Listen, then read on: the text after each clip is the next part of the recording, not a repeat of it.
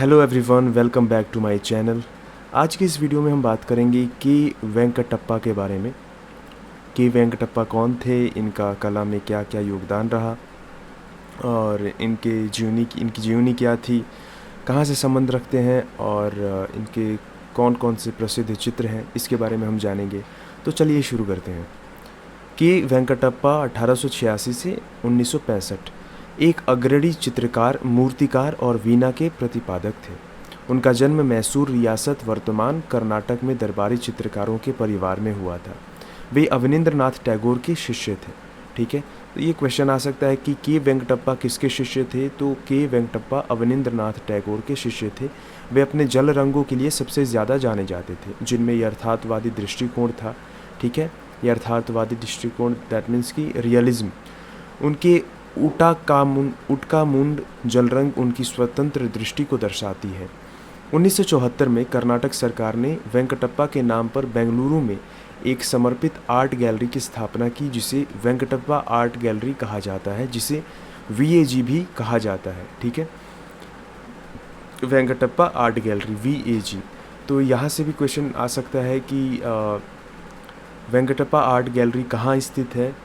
ठीक है, तो बेंगलुरु में स्थित है। वीएजी में उनके जल रंग और प्लास्टर बेस रिलीफ को अन्य कलाकारों द्वारा गैलरी स्थानों के रूप में उपयोग करने के लिए बनाए गए अन्य स्थानों के साथ प्रदर्शित किया जाता है। अब आइए उनके प्रारंभिक जीवन के बारे में जानते हैं कि प्रारंभिक जीवन उनका क्या था।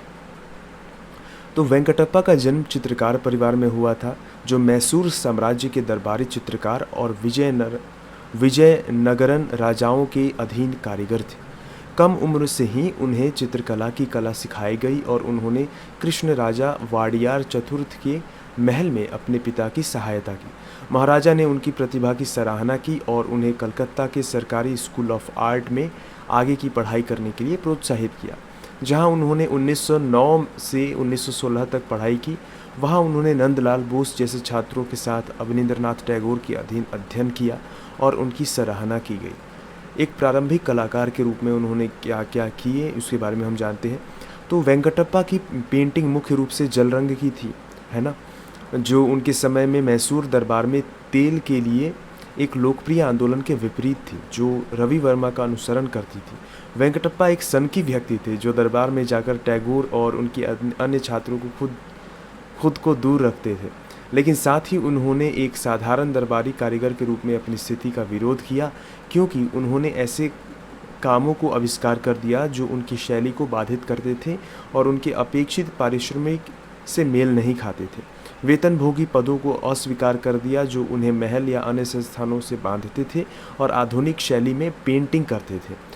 उन्होंने प्रशंसा और लाभ की सांसारिक दुनिया के प्रति उदासीन, एक विचलित प्रतिभा की स्थिति को ग्रहण करने का एक आत्मसचेत प्रयास किया। यह वीणा के उनके अध्ययन के साथ, जिसके लिए उन्होंने पेंटिंग को काफ़ी हद तक छोड़ दिया। उन्हें जेम्स कजिन्स द्वारा उनकी खोज और 1924 में मैसूर युवराज को कला की बिक्री तक कला की दुनिया से दूर रखा। ठीक है, नंदलाल बोस और अन्य लोगों के साथ मिलकर वेंकटप्पा ने लेडी हैरिंगम को अजंता भित्ति चित्र की नकल बनाने में मदद की। जल रंग के बारे में पढ़ते हैं तो 1926 में वेंकटप्पा ने ऊटी के परिदृश्यों का निर्माण शुरू कर दिया। 1934 में कोडईकुनाल के परिदृश्यों का दूसरा दौर तैयार किया। उनके ऊटी के जल रंगों को जल रंग चित्रकला को बेहतरीन उदाहरण कहा जा सकता है।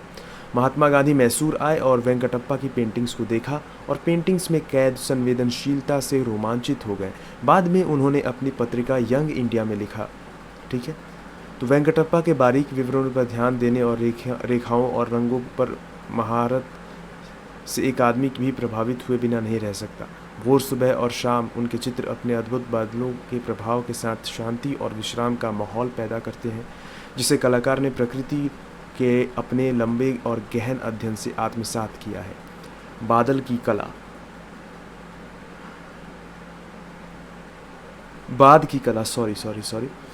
तो उनके बाद की कला क्या है। 1926 में ही उन्होंने अपने पहले जल रंग के तुरंत बाद वेंकटप्पा ने बेंगलुरु में एक चित्रकला स्कूल शुरू करने का फैसला किया और वहां अपने काम को बेचने से इनकार कर दिया। हालांकि उन्हें मैसूर कोर्ट ने जल्दी ही फिर से रख लिया और मैसूर पैलेस के लिए बेस रिलीफ की एक श्रृंखला बनाने का अनुबंध प्राप्त किया। फिर एक व्यापक आधुनिकीकरण से गुजर रहा था।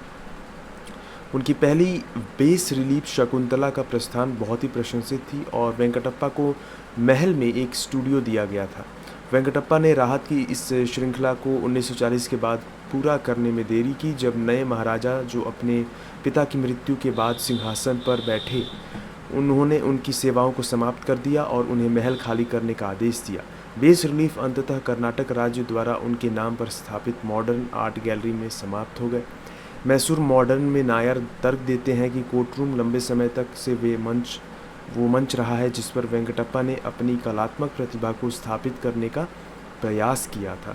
अपने कुछ छात्रों के साथ आलोचनात्मक और संक्षिप्त समय बिताने वाले वेंकटप्पा ने 1965 में अपनी मृत्यु तक इसके बाद कोई नया काम नहीं किया। हालांकि अपने सीमित उत्पादन के साथ भी मैसूर के काम करने वाले एक कुशल भारतीय कलाकार के रूप में वेंकटप्पा की अद्वितीय स्थिति प्रारंभिक भारतीय राष्ट्रीय कला और आधुनिकतावाद उन्हें उनकी प्रासंगिकता प्रदान करते रहे। और उनके कुछ गैलरी में कुछ फेमस उनकी पेंटिंग्स लगी हुई थी, जिसका नाम है राम का विवाह, मारीच की मृत्यु, रावण जटायु से युद्ध, और राम द्वारा सीता को अपनी अंगूठी भेजना। ठीक है, ये देख सकते हैं आप। लंका दहन का जो चित्र है वो, तो ये सारी पेंटिंग्स थी। तो यही जानकारी थी हमारे के वेंकटप्पा के बारे में। आई होप आप सभी को पसंद आया होगा, और तब तक के लिए लाइक करें, शेयर करें, सब्सक्राइब करें। बाय बाय, मिलते हैं नेक्स्ट वीडियो में।